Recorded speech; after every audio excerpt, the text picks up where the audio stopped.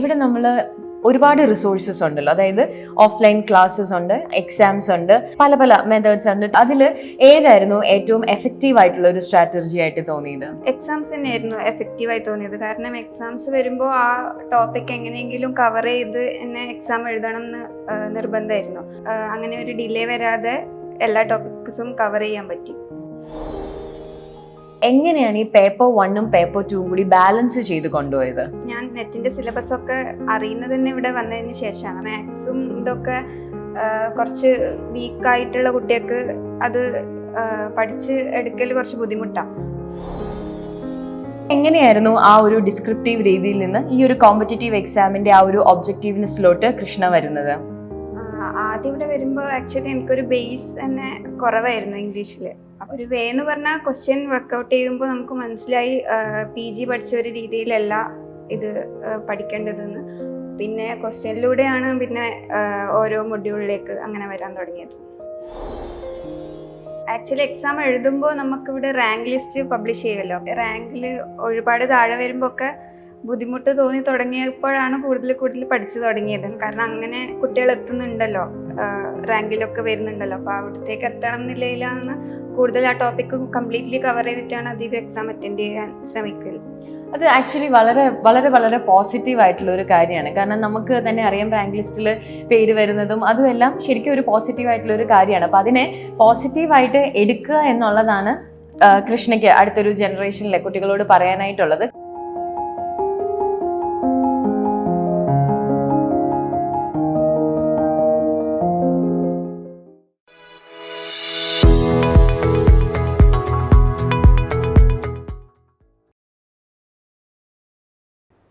Hi every one, നമ്മുടെ success സ്റ്റോറീസിൻ്റെ അടുത്ത എപ്പിസോഡാണ് ഇന്ന് നടക്കുന്നത്. ഇന്ന് നമ്മൾ ഇൻ്റർവ്യൂ ചെയ്യാനായിട്ട് പോകുന്നത് NDA UGC നെറ്റ് ഇംഗ്ലീഷിൽ നെറ്റും JRFും ക്വാളിഫൈ ചെയ്തിട്ടുള്ള കൃഷ്ണയാണ്. കൃഷ്ണ കണ്ണൂരിൽ നിന്ന് വന്നിട്ടുള്ളൊരു കുട്ടിയായിരുന്നു.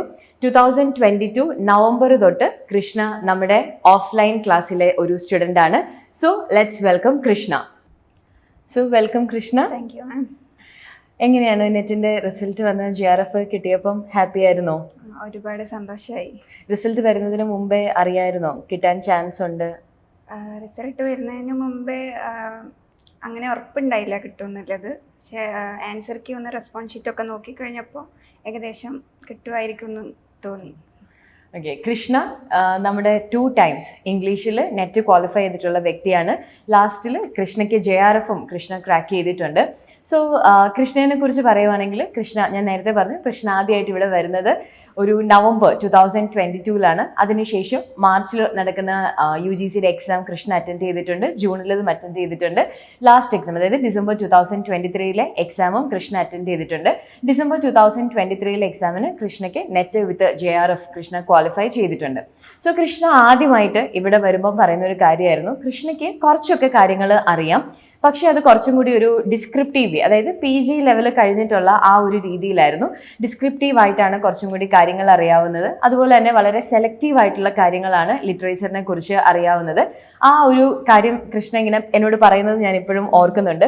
പിന്നെ എങ്ങനെയായിരുന്നു ആ ഒരു ഡിസ്ക്രിപ്റ്റീവ് രീതിയിൽ നിന്ന് ഈ ഒരു കോമ്പറ്റേറ്റീവ് എക്സാമിൻ്റെ ആ ഒരു ഒബ്ജക്റ്റീവ്നെസ്സിലോട്ട് കൃഷ്ണ വരുന്നത്? ആദ്യം ഇവിടെ വരുമ്പോൾ ആക്ച്വലി എനിക്കൊരു ബേസ് തന്നെ കുറവായിരുന്നു ഇംഗ്ലീഷിൽ. അപ്പോൾ ബ്രിട്ടീഷ് ഇവിടെ വന്നപ്പോൾ ഒരു വാസ്റ്റ് സബ്ജക്റ്റ് ആയിരുന്നു, ഒരു ഏരിയ ആയിരുന്നു.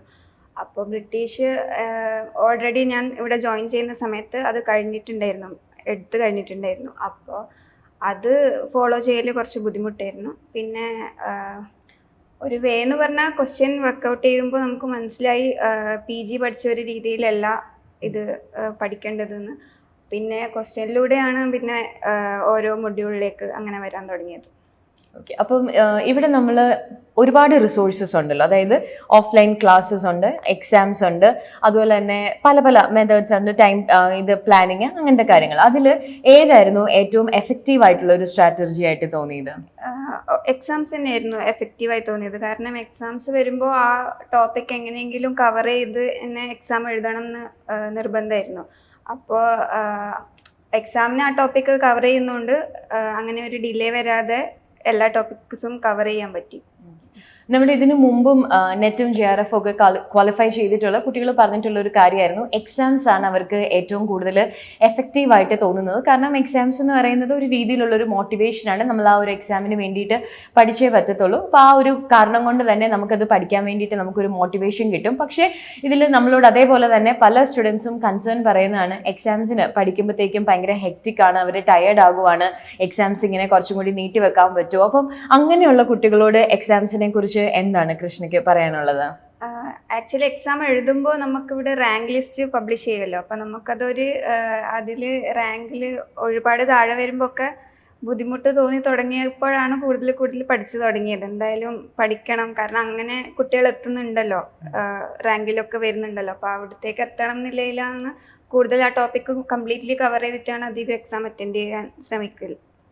അത് ആക്ച്വലി വളരെ വളരെ വളരെ പോസിറ്റീവ് ആയിട്ടുള്ള ഒരു കാര്യമാണ്. കാരണം നമുക്ക് തന്നെ അറിയാം റാങ്ക് ലിസ്റ്റിൽ പേര് വരുന്നതും അതുമെല്ലാം ശരിക്കും ഒരു പോസിറ്റീവ് ആയിട്ടുള്ള ഒരു കാര്യമാണ്. അപ്പോൾ അതിനെ പോസിറ്റീവായിട്ട് എടുക്കുക എന്നുള്ളതാണ് കൃഷ്ണയ്ക്ക് അടുത്തൊരു ജനറേഷനിലെ കുട്ടികളോട് പറയാനായിട്ടുള്ളത്. കാരണം എക്സാംസ് എന്ന് പറയുമ്പോഴത്തേക്കും ഞാൻ നേരത്തെ പറഞ്ഞതുപോലെ നമുക്ക് പഠിക്കാൻ വേണ്ടിയിട്ടുള്ള ഒരു മോട്ടിവേഷനാണ്.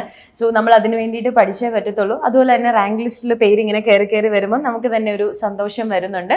അപ്പം എക്സാംസ് ആണ് കൃഷ്ണനെ ഏറ്റവും കൂടുതൽ ഹെൽപ്പ് ചെയ്തിട്ടുള്ള ഒരു കാര്യം. ഓക്കെ, പിന്നെ കൃഷ്ണ ഇവിടെ 2 ബാച്ചായിട്ടുണ്ടായിരുന്നു. അപ്പം കൃഷ്ണ റിവൈസ് ചെയ്യുമായിരുന്നോ എല്ലാ ദിവസവും? എങ്ങനെ ഈ റിവിഷൻ ആ ഒരു സ്ട്രാറ്റജി കൃഷ്ണനെ ഹെൽപ്പ് ചെയ്തിട്ടുണ്ടോ?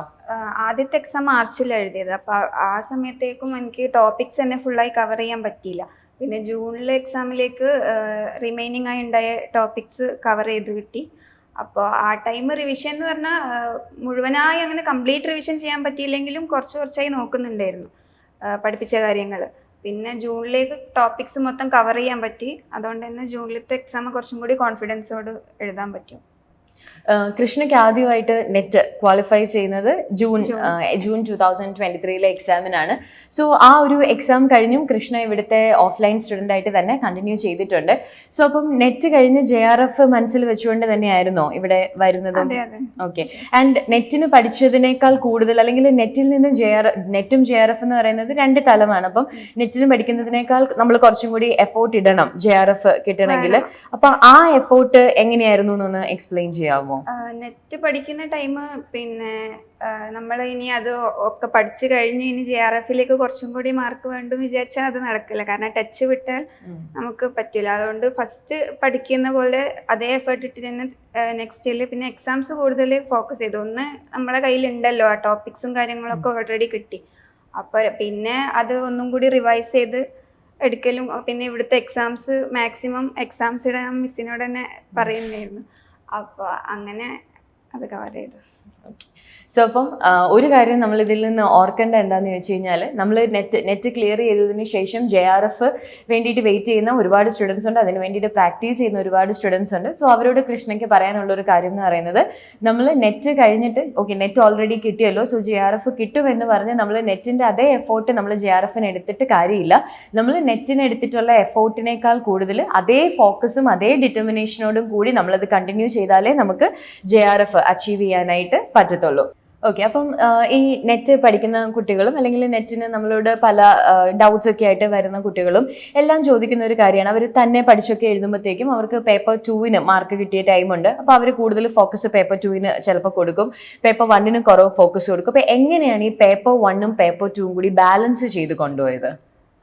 ഇവിടെ വന്നപ്പോൾ ആണ് പേപ്പർ 1 ഞാൻ നെറ്റിൻ്റെ സിലബസൊക്കെ അറിയുന്നത് തന്നെ ഇവിടെ വന്നതിന് ശേഷമാണ്. അപ്പോൾ പേപ്പർ 1 എന്ന് പറയുന്നത് നമുക്ക് ഫുൾ അറിയാത്തൊരു ഭാഗമായിരുന്നു. പിന്നെ മുന്നേ കുറച്ച് എന്തൊക്കെയോ ഏരിയാസ് പഠിച്ചിട്ടുണ്ടെങ്കിലും പുതിയ ഒരു സാധനമായിരുന്നു. ഇംഗ്ലീഷിൽ നിന്ന് എന്തായാലും വ്യത്യസ്തമായ ഒരു ഇതാണ്. അപ്പോൾ മാത്സും ഇതൊക്കെ കുറച്ച് വീക്കായിട്ടുള്ള കുട്ടികൾക്ക് അത് പഠിച്ച് എടുക്കൽ കുറച്ച് ബുദ്ധിമുട്ടാണ്.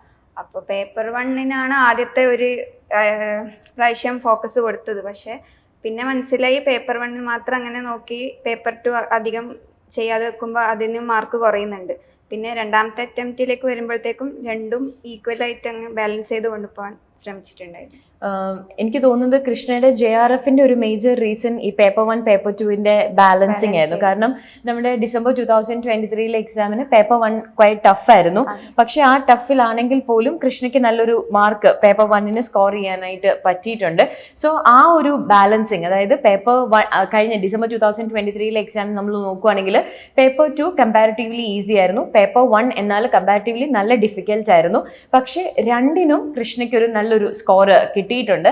ആൻഡ് ആ ഒരു ബാലൻസിങ്ങിലാണ് കൃഷ്ണ പേപ്പർ 1ന്റെ ഡിഫിക്കൽറ്റിയും പേപ്പർ 2ഉം കൂടി മെയിൻറ്റെയിൻ ചെയ്തത്. സോ അപ്പോൾ നമ്മൾ പേപ്പർ 1ഉം പേപ്പർ 2ഉം ഈക്വലി നമ്മൾ മെയിൻറ്റെയിൻ ചെയ്യാനായിട്ട് ട്രൈ ചെയ്യണം അല്ലേ? ഓക്കെ. പിന്നെ അതുപോലെ തന്നെ ഇംഗ്ലീഷ് സബ്ജക്റ്റിലോട്ട് വരുമ്പോഴത്തേക്കും ഇംഗ്ലീഷിനെ കുറിച്ചുള്ള ഏറ്റവും വലിയ ഒരു പ്രോബ്ലം എന്ന് പറയുന്നത് അതിൻ്റെ വാച്ച്നെസ് ആണ്. ഓക്കെ, നമ്മളിപ്പോൾ ബ്രിട്ടീഷ് പഠിച്ചാൽ തീരില്ല, അങ്ങനെ ഒരു വാച്ച്നെസ് ഉണ്ട്. ആ വാച്ച്നെസ് എങ്ങനെയാണ് നമ്മളൊന്ന് ഇതാക്കിയെടുത്തത്? അതിപ്പോൾ നമ്മൾ ഒരു പേപ്പറിൻ്റെ മോഡൽ ഇപ്പം ഡിസ്കസ് ചെയ്യുമ്പോൾ പിന്നെ ഷുവറായി ക്വസ്റ്റ്യൻ വരുന്ന ഒരു നമ്പർ ഓഫ് ക്വസ്റ്റ്യൻ വരുന്ന ഒരു ഏരിയ അല്ലെ മൊഡ്യൂൾ നമുക്ക് ഓൾറെഡി അറിയുന്നുണ്ടാവും. അപ്പോൾ തിയറി, ക്രിറ്റിസിസം, ഈ ഒരു ഏരിയയിലൊക്കെ ഷുവറായി നമുക്ക് അത് പഠിച്ച് എന്തായാലും അറ്റൻഡ് ചെയ്യാൻ പറ്റുന്നില്ലേ. അപ്പോൾ അത് കൂടുതൽ ഫോക്കസ് ചെയ്തു. പിന്നെ ബ്രിട്ടീഷ് ഞാൻ പറഞ്ഞ പോലെ ആദ്യം എനിക്ക് കിട്ടിയില്ല, പിന്നെ രണ്ടാമത്തെ പ്രാവശ്യം ബ്രിട്ടീഷും കവർ ചെയ്യും. കാരണം ബ്രിട്ടീഷ് പഠിക്കാതെ പോയിട്ടും എന്തായാലും നെറ്റ് ക്രാക്ക് ചെയ്യാൻ പറ്റില്ല. അതുകൊണ്ട് ബ്രിട്ടീഷും പിന്നെ ഈ കൂടുതൽ ചോദ്യം വരുന്ന ഏരിയകൾ കൂടുതൽ ഫോക്കസ് ചെയ്തു. പിന്നെ എനിക്ക് കുറച്ചും കൂടി ടൈം കിട്ടിയതുകൊണ്ട് പിന്നെ ബാക്കിയുള്ള മൊഡ്യൂൾസും കാരണം അതിൽ നിന്നും ക്വസ്റ്റ്യൻ എന്തായാലും വരും, അപ്പോൾ അതും കൂടി കവർ ചെയ്യാൻ നോക്കിയിട്ടുണ്ടായിരുന്നു. ഓക്കെ. സോ അപ്പം ഇവിടെ കൃഷ്ണ പറയുന്ന ഒരു കാര്യം എന്ന് പറയുന്നത് നമുക്ക് ഏറ്റവും കൂടുതൽ ക്വസ്റ്റ്യൻസ് വരുന്നത് ബ്രിട്ടീഷ് ലിറ്ററേച്ചറിൽ നിന്നും ലിറ്റററി തിയറിയാണ്. അപ്പോൾ അത് തന്നെയാണ് ഏറ്റവും കൂടുതൽ പാടായിട്ടും നമുക്ക് പഠിക്കുന്ന ഒരു പ്രോസസ്സിൽ തോന്നുന്നത്. പക്ഷേ ആ പാടാണെന്നുള്ളൊരു തോന്നൽ നമ്മൾക്കൊരിക്കലും ഒരു നമ്മളെ പിന്തിരിപ്പിക്കാൻ ഇടയാക്കരുത്. കാരണം നമുക്കത് പഠിക്കാതെ പോയി കഴിഞ്ഞാൽ നമ്മൾ ആൻസർ ചെയ്യുന്ന ഓൾമോസ്റ്റ് 50 ക്വസ്റ്റ്യൻസ് അടുപ്പിച്ച് ഈ ഒരു 2 മൊഡ്യൂളിൽ നിന്ന് തന്നെ നമ്മളോട് ചോദിക്കും. സോ അപ്പം നമുക്ക് ഈ പറയുന്നത് പോലെ നമ്മുടെ സ്കോർ കൂട്ടണമെങ്കിൽ എത്ര പാടാണെങ്കിലും അതെങ്ങനെയെങ്കിലും നമ്മളത് ടാക്കിൾ ചെയ്ത് എടുത്തേ പറ്റത്തുള്ളൂ. ഓക്കെ. പിന്നെ അതല്ലാതെ ഈ പറയുന്നത് പോലെ ഈ 10 മൊഡ്യൂൾസ് നമ്മൾ എടുക്കുകയാണെങ്കിൽ അതിൽ ഏറ്റവും ഡിഫിക്കൽട്ട് ആയിട്ട് തോന്നിയ മൊഡ്യൂൾ ബ്രിട്ടീഷ് തന്നെയായിരുന്നോ? എനിക്ക് ബ്രിട്ടീഷ് എനിക്ക് അധികം അതിൽ എൻ്റെ പേഴ്സണൽ കാര്യം നോക്കുമ്പോൾ ബ്രിട്ടീഷ് കുറച്ച്, പക്ഷെ നമ്മൾ റിവൈസ് ചെയ്തെടുത്താൽ നമുക്ക് ബ്രിട്ടീഷ് ഒരു ഇന്ത്യൻ കുറച്ച് ബുദ്ധിമുട്ട് വരുന്ന ഒരു ഏരിയ ആയിരുന്നു. അതും കുറച്ച് ടൈം എടുത്ത് അതിൽ നോക്കിയപ്പോഴാണ് കുറച്ചും കൂടി അത് എളുപ്പമായി തോന്നിയത്. പിന്നെ കൃഷ്ണ ഇവിടുത്തെ ഓഫ്ലൈൻ സ്റ്റുഡൻ്റ് ആയിരുന്നു, ക്ലാസ് റൂമിലുണ്ടായിരുന്നു. സോ അപ്പോൾ ഇവിടെ ക്ലാസ് റൂമിൽ ഇരുന്ന് പഠിക്കുന്ന ഒരു സമയത്ത് ഞാൻ പലപ്പോഴും കണ്ടിട്ടുള്ള ഒരു കാര്യമായിരുന്നു ഇവിടെ കൃഷ്ണ അലിയുടെയൊക്കെ ഇവിടെ ക്ലാസ്സിൻ്റെ പല സ്ഥലങ്ങളിലും വന്ന് ഫ്രണ്ട്സുമായിട്ട് ഒന്നിച്ചിരുന്ന് പഠിക്കുന്നതെല്ലാം. അപ്പം ആ ഒരു കമ്പൈൻ സ്റ്റഡി ഹെൽപ്പ് ചെയ്തിട്ടുണ്ടോ? ഉണ്ട്. കമ്പൈൻ സ്റ്റഡി വെച്ചാൽ ഞാൻ ഇവിടെ ക്ലാസ് കഴിഞ്ഞതിന് ശേഷം നമ്മൾ ആ ഒരു ജൂണിലത്തെ എക്സാമിന് വേണ്ടി ഒരു 2 months കംപ്ലീറ്റ്ലി നമ്മൾ ഇവിടുന്ന് പ്രീവിയസ് ഇയർ ക്വസ്റ്റ്യൻസ് ഡിസ്കസ് ചെയ്ത് പഠിച്ചിട്ടുണ്ടായിരുന്നു. അത് ഭയങ്കര ബെനിഫിറ്റ് ചെയ്തതായി തോന്നിയിട്ടുണ്ട് ഈ പ്രോസസ്സിന്. ഓക്കെ. സോ അങ്ങനെയാണെങ്കിൽ ഇനി നമ്മുടെ ഇവിടുത്തെ അടുത്ത ബാച്ചിലെ ഓഫ്ലൈനും ഓൺലൈനും ഈ 2 ബാച്ചിൽ അല്ലെങ്കിൽ ഇനി അടുത്ത ജൂണിലെ എക്സാമിന് വേണ്ടിയിട്ട് പ്രിപ്പയർ ചെയ്യാൻ നിൽക്കുന്ന കുട്ടികളോട് കൃഷ്ണയ്ക്ക് എന്താണ് പറയാനുള്ളത്? ഈ പ്രോസസ്സിലേക്കൂടെ പോകുമ്പോൾ എന്തായാലും ഹെക്റ്റിക്കായി തോന്നും, മതിയായി തോന്നും, നിർത്താൻ തോന്നും. പക്ഷേ അത് നമ്മൾ ഓവർകം ചെയ്ത് അതിൽ പിന്നെ ആ ട്രാക്കിൽ നമ്മൾ എത്തിപ്പെട്ടാൽ പിന്നെ എന്തായാലും നമുക്ക് അത് വാങ്ങണം എന്നുള്ളൊരു ഇത് വരും. അപ്പോൾ അതിന് നിർത്താതെ അത് പഠിക്കണം എന്നുള്ളതാണ്. ഓക്കെ. അതുപോലെ തന്നെ നെറ്റും നെറ്റിൽ നമ്മൾ ഒതുങ്ങി നിൽക്കരുത്. നെറ്റ് നമുക്ക് കിട്ടുവാണെങ്കിൽ നമ്മൾ JRF എയിം ചെയ്താലാണ് നമ്മൾ നെറ്റിലേക്ക് എത്തുന്നത്. ഓക്കെ. സോ അപ്പോൾ നമ്മൾ JRFന് വേണ്ടിയിട്ട് എയിം ചെയ്ത് കഴിഞ്ഞാൽ നമുക്ക് നെറ്റ് കിട്ടും. അതിനുശേഷവും നമ്മൾ എഫോർട്ട് ഇടണം. നെറ്റിന് കൊടുക്കുന്ന അത്രയും തന്നെ അതിൽ കൂടുതൽ എഫോർട്ട് ഇട്ടാലാണ് നമുക്ക് JRF കിട്ടുന്നത്. ഇത്രയും കാര്യങ്ങളാണ് കൃഷ്ണയ്ക്ക് നിങ്ങളോട് പറയാനായിട്ടുള്ളത്. എങ്ങനെയാണ് നെറ്റ് ക്വാളിഫൈ ചെയ്യേണ്ടത്, എങ്ങനെയാണ് JRF ക്വാളിഫൈ ചെയ്യേണ്ടത്, ഇതിൻ്റെ ഇടയ്ക്ക് നമ്മൾ ഫേസ് ചെയ്യുന്ന ഏറ്റവും വലിയ ചലഞ്ചസ് ഏതൊക്കെയാണ്, ഈ വാച്ച്നെസ് നമ്മൾ എങ്ങനെയാണ് കവർ ചെയ്യേണ്ടത്, പേപ്പർ 1 ആൻഡ് പേപ്പർ 2 നമ്മൾ എങ്ങനെയാണ് ബാലൻസ് ചെയ്യേണ്ടത്. അപ്പോൾ ഇത്രയും കാര്യങ്ങളാണ് കൃഷ്ണ. അപ്പോൾ കൃഷ്ണ ഓൾറെഡി JRF ക്വാളിഫൈഡ് ആണ്. So Krishna, all the best. അപ്പോൾ ഇനി എന്ത് തീരുമാനമാണ് ഫ്യൂച്ചറിൽ എടുക്കുന്നതെങ്കിലും എല്ലാം നന്നായിട്ട് സംഭവിക്കട്ടെ. So thank you so much.